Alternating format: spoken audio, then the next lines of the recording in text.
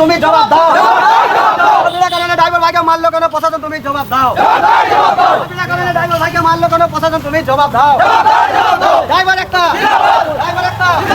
লজ্জা কারা?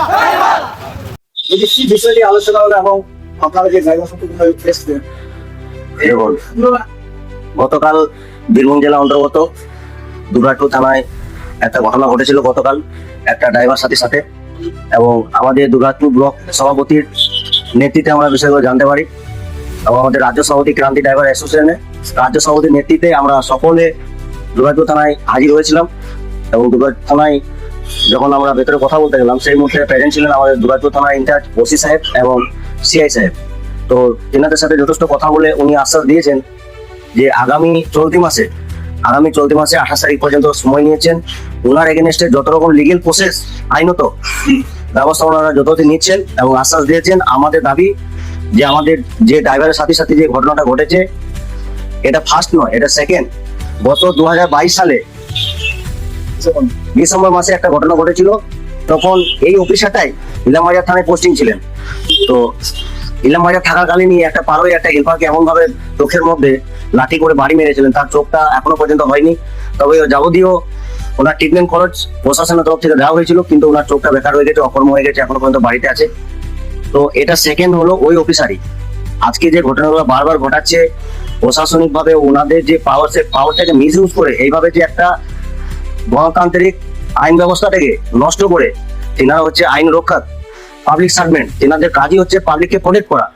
কিন্তু তিনারা কি করছেন, তিনাদের পাওয়ারটাকে মিস ইউজ করে এরকম ধরনের নির্যাতন করছেন, হ্যারাসমেন্ট করছেন, মারধর করছেন।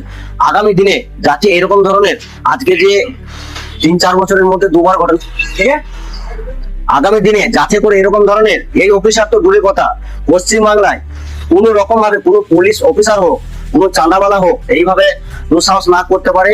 জনসাধারণ, ড্রাইভার, সমাজ, ভারতবর্ষের সমস্ত মানুষের জন্য কাজ করে, প্রয়োজনীয় কাজ, সমস্ত কিছু প্রয়োজনীয় দায়িত্ব পরিবহন দপ্তরের যে কাজগুলো আছে সেগুলো দায়িত্ব পালন করেন।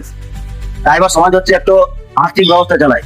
আজকে যে এরকম ধরনের ব্যবহার করছে ড্রাইভার সমাজকে নিয়ে, ড্রাইভার সমাজে কোনো জায়গায় সম্মান নেই, তার উপর এইভাবে অত্যাচার হচ্ছে, মারধর করা হচ্ছে। নেক্সট টাইম যাতে করে কোনো অফিসার যাতে না করতে পারে, তার জন্য আমরা অফিসিয়ালি ভাবে আমরা ওসি সাহেবের কাছে, দুর্গাপুর ওসি সাহেবের কাছে এবং সিআই সাহেবের কাছে আবেদন রেখেছি, বিশেষ করে প্রস্তাব রেখেছি ক্রান্তি ড্রাইভার অ্যাসোসিয়েশনের তরফ থেকে ওনাকে আইনত ভাবে যাতে কঠোরভাবে ওকে শাস্তির ব্যবস্থা করা হয় সেই প্রস্তাব আমরা রেখেছি এবং ওনারা আশ্বাস দিয়েছেন চলতি মাসের আগামী 28 তারিখ পর্যন্ত আমরা যথাযথ যা ব্যবস্থা নেব। যদি ওনাদের আশ্বাস মোতাবেক যদি ওনাকে সাসপেন্ড করা হয় ভালো জিনিস, নতাই 28 তারিখের পরে ক্রান্তি ড্রাইভার অ্যাসোসিয়েশনের পক্ষ থেকে আমরা যথাযথ ব্যবস্থা নেবো।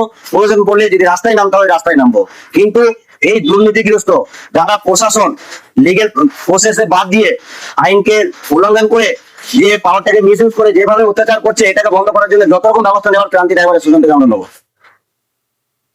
নামটা জিজ্ঞেস করুন শেষ। আচ্ছা, আপনার নামটা কি? আমার নাম হচ্ছে নজরুল ইসলাম, ক্রান্তি ড্রাইভার অ্যাসোসিয়েশনের পক্ষ থেকে বীরভূম জেলা সাধারণ সম্পাদক।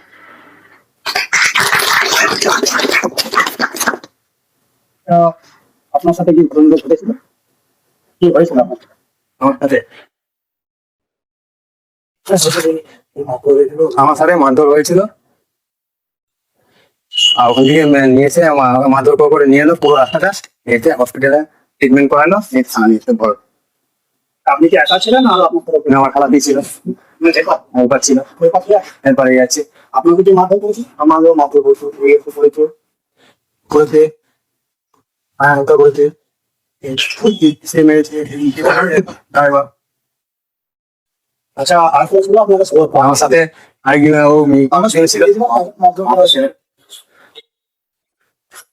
আপনাদের সাথে জমা করে একজন ছিল, লিখে উনি আমাদের গ্রামের ওইদিকে পাশে। তো আমি বলতে চাই কি কাজ মানেন না তখন আমাকে লিখেছে, তারপর আমাকে ওদিকে ছেড়ে তারপর আমাকে মারধর করতে লেগেছে, মানে মার মানে সেরকমই মার, মানে সব জায়গায় মেরেছে এখানে।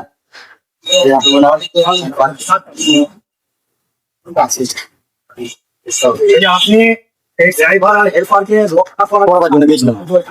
হ্যাঁ প্রশাসনের ড্রাইভার, হ্যাঁ আপনার নাম? বাবু হোসেন খান।